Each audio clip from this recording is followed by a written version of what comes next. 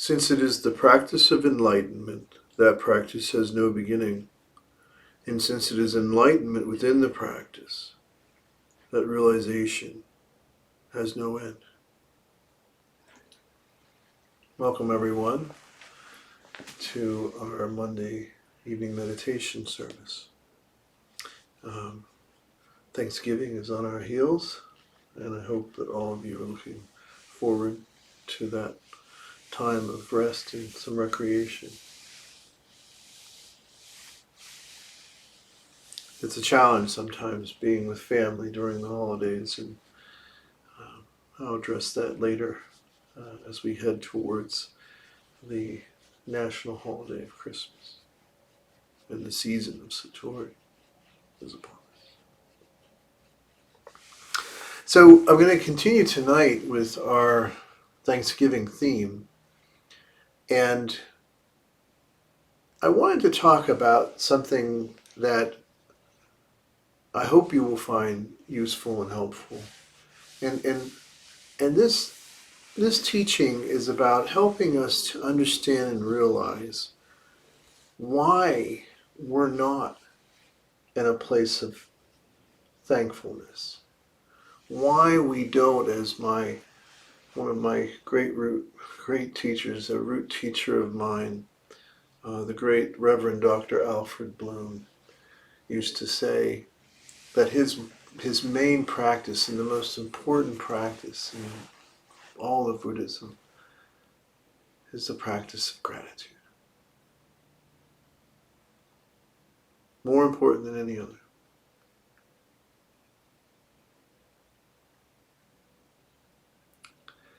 And so what keeps us, though, from this practice of gratitude? Because, everybody knows what it feels like to be grateful, right? But it seems sometimes elusive to us. It seems like it's something that we don't, we can't easily access. Why is that? Well, for each individual, there might be lots of psychological reasons for this, which one should explore through mindful counsel. But I can tell you this, that one of the main ways, and one of the main things that hinders the flow of gratitude is feeling that things aren't fair.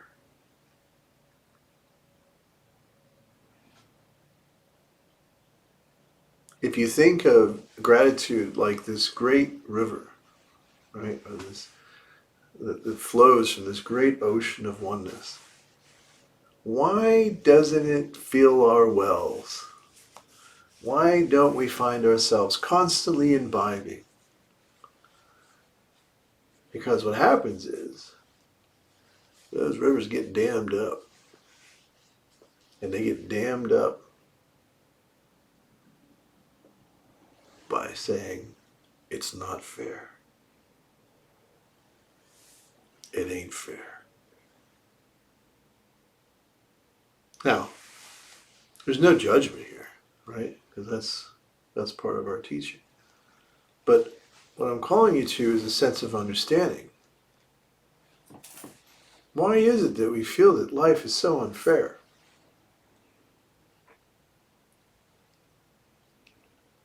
Well, that brings us to another word that I think is important for us to unpack in this regard, because I think it's behind it. If you think about, the thought is it's not fair, which blocks the flow of gratitude and thanksgiving.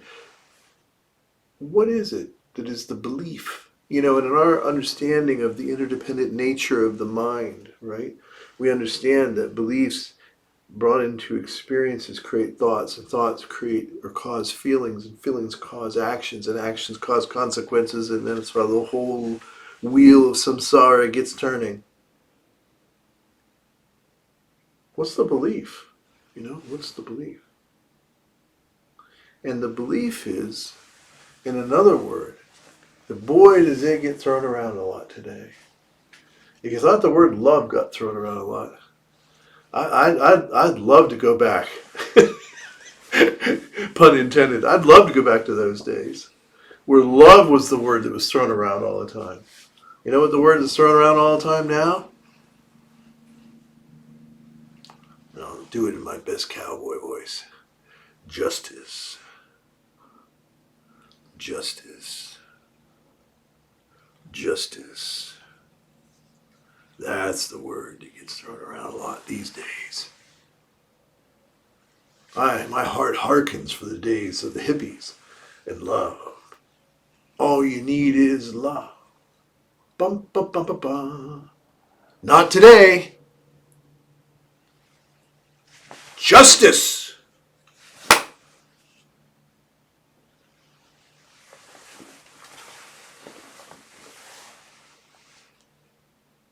So what's the Buddha have to say about this?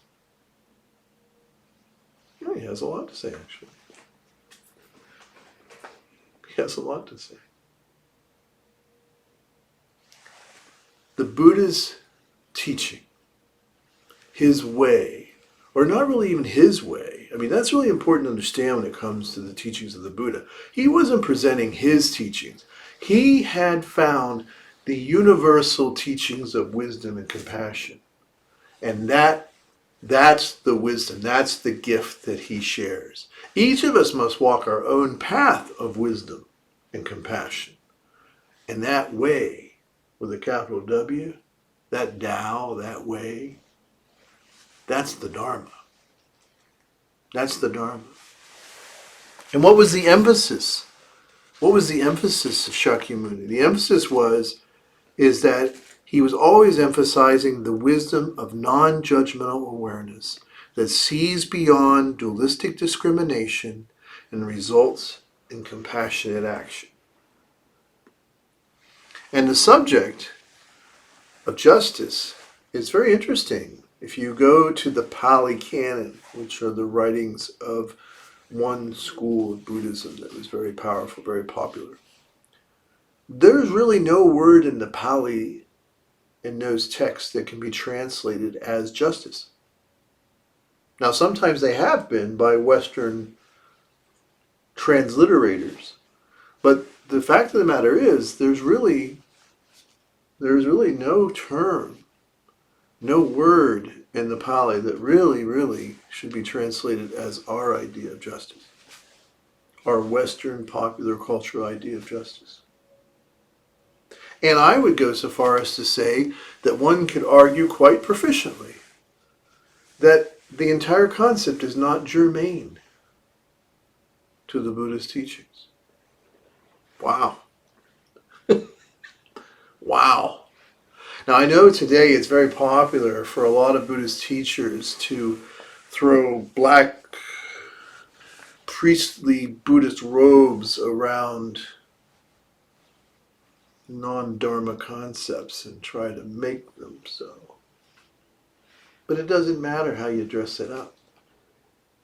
If it ain't the Dharma, it ain't the Dharma. So what did the Buddha have to say about this? Well, first let's define our term, this word just. Okay? So where does that come from? Well, if we look at the etymology of the word, and we go back and look at its origins, we find that the word itself is related to the concept of law. So just and law are intimately connected to each other. In fact, you can't talk about one without talking about the other. Now, some scholars believe that the emperor of Constantinople in the 5th century, Justinian, who was known, one of the great things, the works that he did was he took all the laws of his days and he created this singular system of judicial expression. And some argue that even to this day, our systems, our court systems, or not our legislative, but our judicial system, is based on Justinian. Others would argue the influence of the Hebrew tradition and things of that nature, and I'm not discounting that. I'm just saying that's where we even, use the term. And this term was related to the law. And the law was ultimately understood to be given by the gods. Now, whether you want to use the term plural or you want to use the term singular makes no difference to me. But the point of the matter is that this idea of justice comes from a system theologically where there is a god or gods who deliver the law. And their messengers, their human messengers, are also called lawgivers. And it's not just, we traditionally think of it in like Judaism, right? We think of Moses. It's not just there. It's also in like the Indian tradition, the laws of Manu, the first man, the first human. That's where we get our word man from, which means human. So this has always been there. And it was handed down, and usually it was carried out by the tribal chieftain, and then eventually it was carried out by the group of elders or what have you. But there was a law, and there was a system of law that you had to conform to. And if you didn't, you would be punished. And so justice is always about, am I following the law? Am I upholding the law, or am I breaking the law? Breaking the law. Great song. Judas Priest. So that's what it's about, man. That's what it's really about. So when we use the word justice, we got to realize there's a whole basket of concepts and ideas behind it. And it's this idea that somehow, if you follow the law, it'll be just. So what's Shakyamuni have to say about this? What does he offer instead of this? What does he say? Well, part of this is, like I said, if you have these gods, and they're the creators of the universe, right? They establish the laws, It's like some alien somewhere creating his own little sim game, and he establishes the laws that these creatures have to live out of. And then they don't follow it, he can wipe them out, punish them.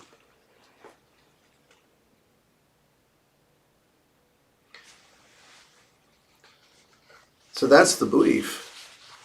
And in Buddhism and in the Dharma, there's no belief in that kind of anthropomorphic creator.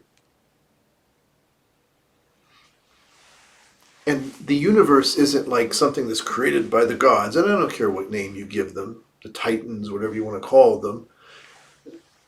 There's a beginning here where it's all started, then there's all these journeys, usually the human dramas here, and then there's an apocalyptic end, where a messianic figure will appear. And believe me, this isn't just in Christianity, this goes way back to the Indo-Europeans, and probably the youngest expression of it, and I say young, this, maybe 3,000 or 4,000 years old, would be the religion of Zoroaster, or Zoroaster, or Zarathustra, Zoroastrian religion, where they have the same whole thing sort of set up. And then there's this apocalyptic ending, and guess what? Those who didn't follow the law, the unjust, are punished or annihilated, and the just are rewarded. So there it is. But you see, the Dharma the Buddha, we don't have that. For us, the universe is this magical expression of creative energy and cosmic cycles of birth and rebirth. So we don't need to have some anthropomorphic deity. Likewise, the energy of the evolution that takes place in this cyclic approach is called karma. In karma, you have to understand, it's not personal.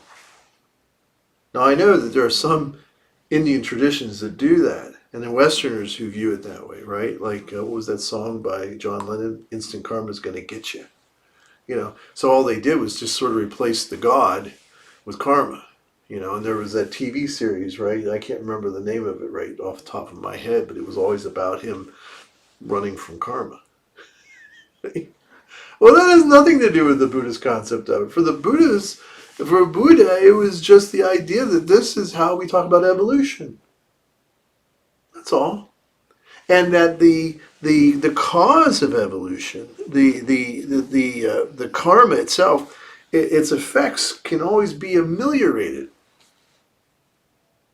and they're not inexorable.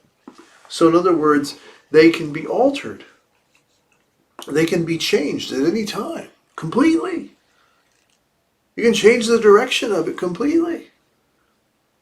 So there's no sense of fate.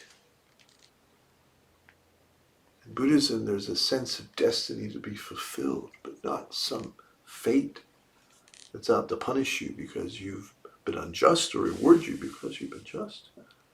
And people that have ideas of karma like that, that's fine if that works for them, but that is not the Dharma. Very important difference. And because of this difference, the understanding that we have of Western notions of justice,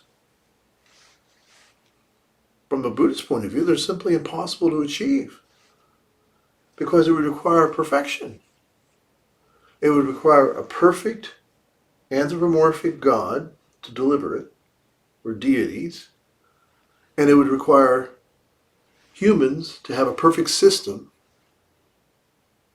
to make it work. Well, gee whiz. Anybody know that? Anybody familiar with that? I'm not. Does anybody think there is any legal system on the planet that is truly just?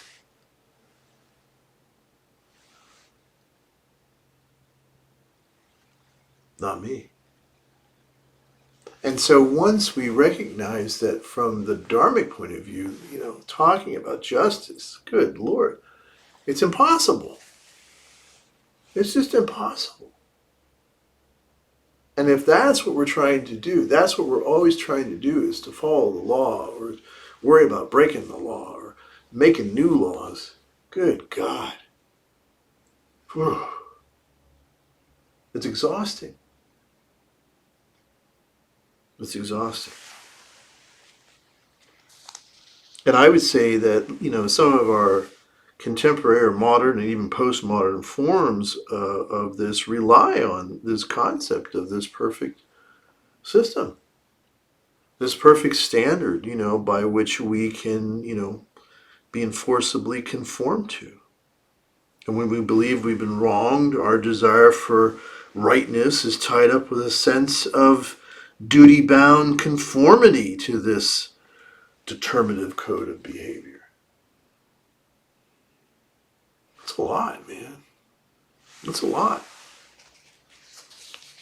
But as I said before, the Buddha offered a way. His Dharma was based on self-reflective seeing into the wisdom of interdependence. And the thing is,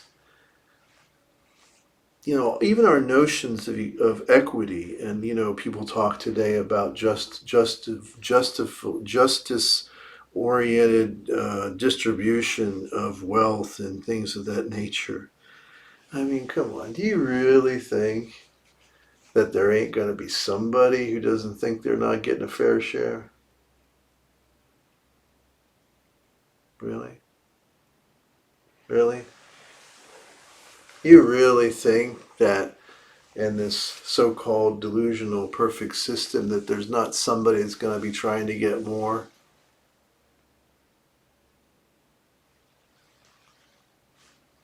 You might say it's human nature.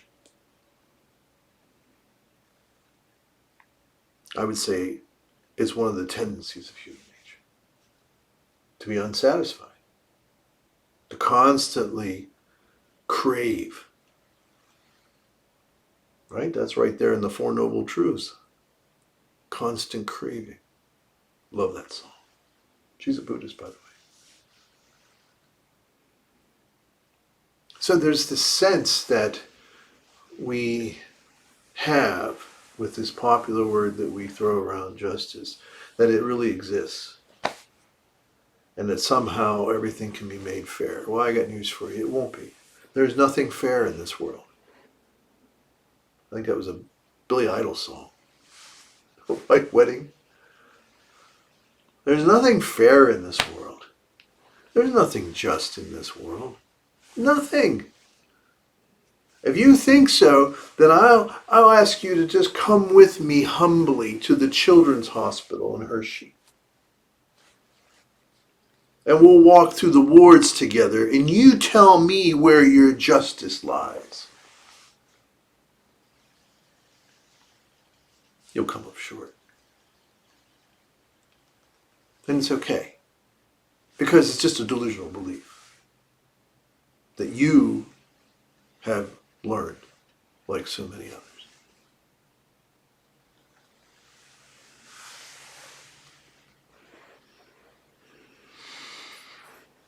So what do we do in its place? You know? Well, first of all, when we're always thinking that we have to manipulate things outside of us to have this sense of peace, right? Because that's what it all is about, right? If things are just, then I can be at peace, right? We're always seeking to manipulate it from the outside. And we're always blaming the outside. But the fact of the matter is,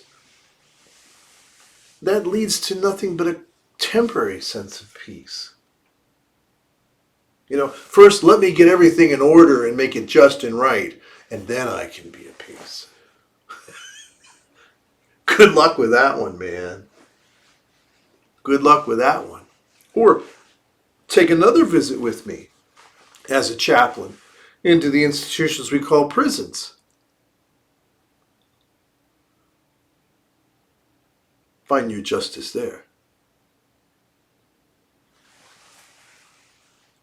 So what does the Buddha call us? What does the Dharma call us to? It calls to us to find that peace within ourselves. That horn of plenty that I mentioned a week or so ago, that is what is within us, and that is the source of our peace. And that peace transcends all understanding. It's born of insight and understanding, but it transcends all ordinary understanding.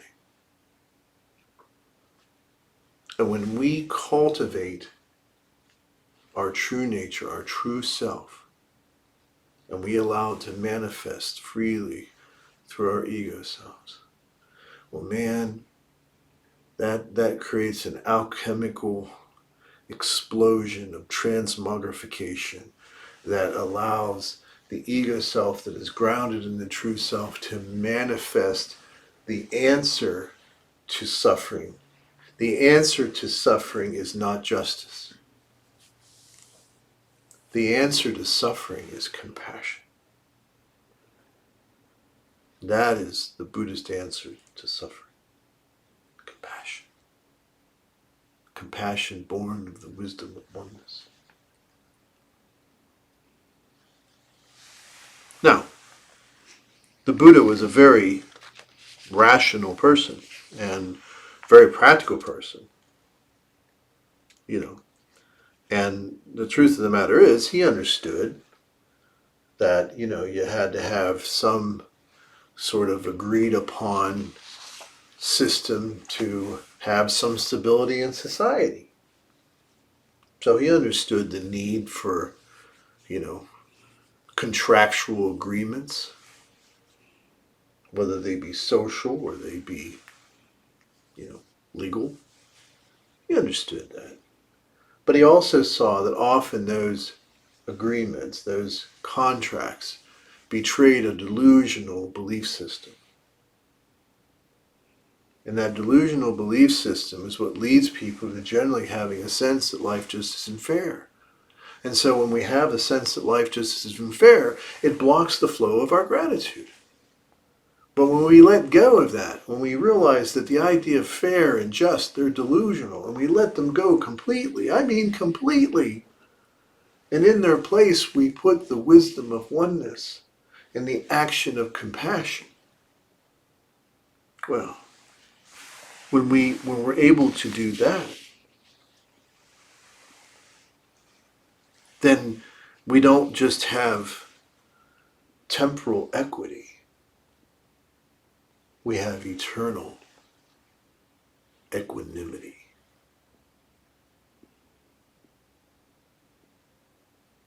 In my last book that I wrote, The Three Principles of Oneness, I talked about how Joseph Campbell discussed the left and the right path. The left path was the path of the person who was the rebel, who challenged the system. And the right-handed path was the system, of stability. And the thing is that you can't have one without the other, You don't want legalism and you don't want anarchy. It doesn't work, like most people, we all want the same things. We want to be happy. We don't want to experience more pain than we have to. And we want our loved ones to be safe and happy and fulfilled. And we want our families to be fed and cared for. Well, all those things, right? Yeah, of course we do. So we all are similar in that sense. And the thing is that this need for the left hand and right hand path are both there, And ultimately, all these things, in my opinion, just go back to that dynamic with the true self and the ego self. That everything we talk about in terms of, as I said, the left-hand path, the right-hand path, the right hand representing the system and legal systems and all that stuff, and the left hand representing rebellion and revolution. They're dynamic, and it's a conversation. And you shouldn't try to get rid of either one of them, ultimately, because the truth is always lying in the middle way. And in that middle is where most of us live. I would say all of us live. We don't always realize it. And when we understand this, that all these things are just a reflection of that, then we can allow the ego self to be transmogrified by the true self. And that creates a Buddha. That creates a Buddha. And so, as I've said before, the world is not here to be fixed. You won't fix it. Most of the time when we try to fix it and make things right, we just create new problems. It's just like the idea of an anthropomorphic creator God. I get it. But the minute you get it, it just creates more problems. It just makes more questions that can't be answered. So, as you meditate or contemplate this period, and you're looking at the meaning of Thanksgiving, break the dam. Break the dam that has been created out of the thought that life isn't fair. Tear apart the sources that say that you can make things just in this world or any other. And break that dam and allow the flow of Thanksgiving. And let me tell you something, if you're living out of the flow of gratitude, out of the flow of Thanksgiving, then you'll have no place in your heart to intentionally harm someone else. And you will do your best when you see suffering to offer compassionate action. It will just naturally flow, man.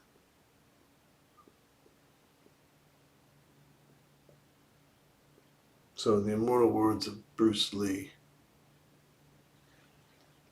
be water. Be the water of kindness and thanksgiving. And let it flow gratefully.